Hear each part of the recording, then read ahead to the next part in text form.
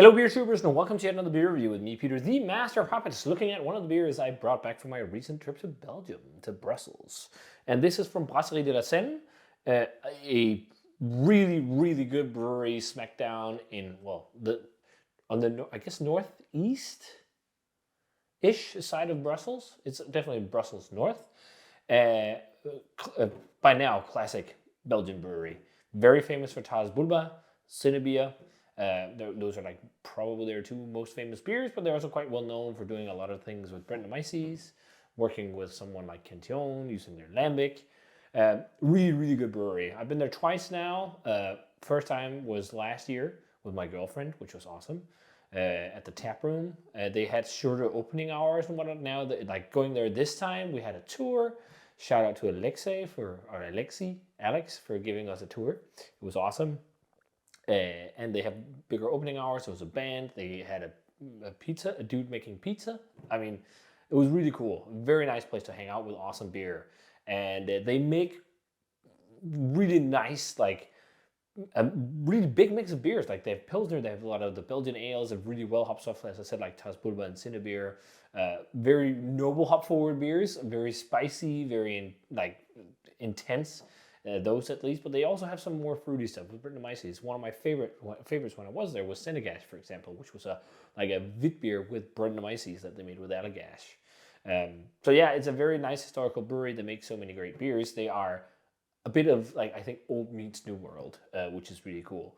And for some reason, we only get Senne and Tas Bulba in Denmark, unfortunately, because I really wanted to review this one for a long time, because a subscriber a long time ago told me that Sint-Pieters, which is this one, is one of the best craft lagers of Belgium.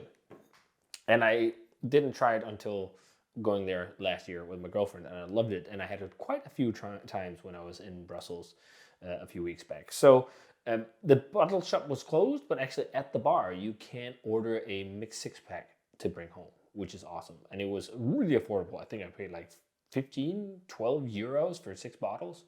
That's great pricing, which is awesome coming from Denmark. So let's check out Senne. So this is a 4.9% craft Pilsner, as they say, or craft lager, as they say themselves. It's an organic beer as well, so all organic ingredients. And it's made with a lot of noble hops, and it's unfiltered and unpasteurized. And compared to classic, German Pilsners, it is really hazy.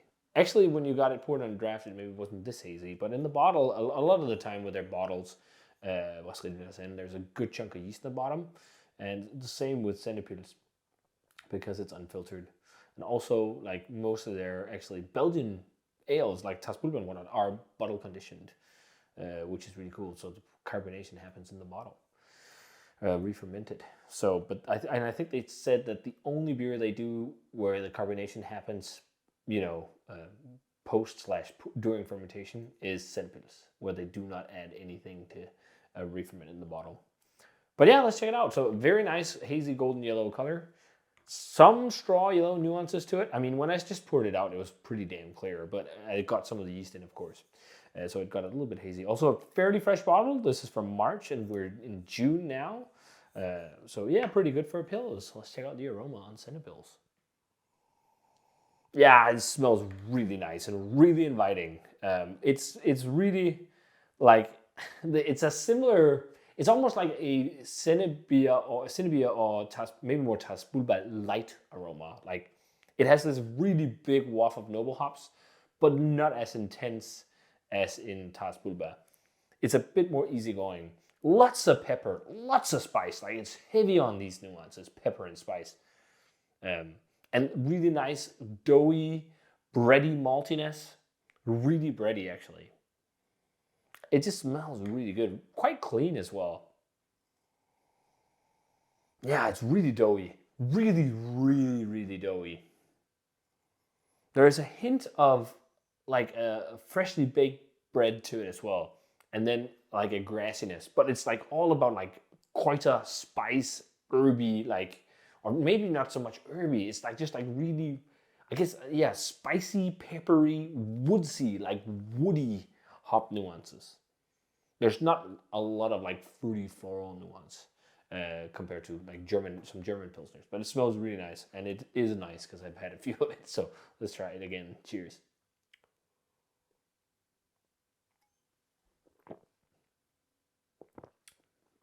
That's a damn fine Pils. I will say, I think I definitely prefer it on draft. But maybe that's also because it was not just a few, it's probably a week old when I had it on draft at the brewery max. Whereas the bottles, it's been sitting for a few months. It's really interesting with the bitterness too. It's really balanced, but it really comes creeping. On the aftertaste, there's a really big, bitter black peppercorn type flavor profile to it. Like it just digs into your palate, and you totally get a similar feel in something like Tas Boba. But it's definitely just lighter than that beer, and that's not a lager, but it's just really nice. Really doughy, quite fluffy, like balanced medium carbonation, like not like crazy high. There's a grassy, slightly floral edge to it, but then it's just like quickly your palate is just enveloped with these like woody, peppery, like really like biting almost like hop flavors, which is not biting, but like just like really sharp hop flavors, which is quite nice. I'm thinking of what I could compare it to. I'm not really sure if I have a German Pils in mind, but it's just really, really lovely stuff. It's also super clean and easy drinking. But it's interesting, on the first sip, you get like a little bit of sweetness there, maybe even a hint of a pear or some kind of fruitiness. And then a touch of floral citrus, but then it's like it just quickly jumps into like heavy heavy black pepper, heavy like woody, and also herby flavors. Also like bitter grassy. Interestingly, like you sometimes can get that like with German hops, like this bitter green hop note, and there's like a little bit of that in here too, but in a nice way. And it's not like abrasively bitter. It's really well balanced. It's a great Pilsner. It's not my all-time favorite like Pilsner or craft Pilsner, but I think it's really a beer. Like if you're a fan of De La Senne and you've had a lot of their classics and you haven't tried Sint-Pieters, I think it's a must, because it's really, really good. I'm not sure if this is the only lager they do. I think it might be, or have done. I'm not sure, but yeah, it's great stuff. So in terms of a grade, 92, I think. It's just really, really damn tasty Pilsner beer.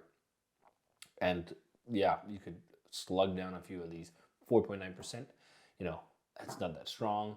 And it's got a lot of awesome flavor. It's like very vibrant and very singy as well, even though it's got those heavy, like bitter, black peppery, woody flavors. But yeah, really damn tasty. So if you guys haven't already tried a Senne Pils, get some. I think it's pretty well available online. And if not, try and see if you can get it on draft, because I for sure think that this shines on draft. So if you already had one, let me know, guys. And as always, remember to comment, subscribe, check out the Facebook fan page and Twitter and Instagram. Give this video a thumbs up if you enjoyed it. Ring the bell for future notifications about videos. And I'm going to say cheers in delicious Senne Pils, and see you guys in another beer review.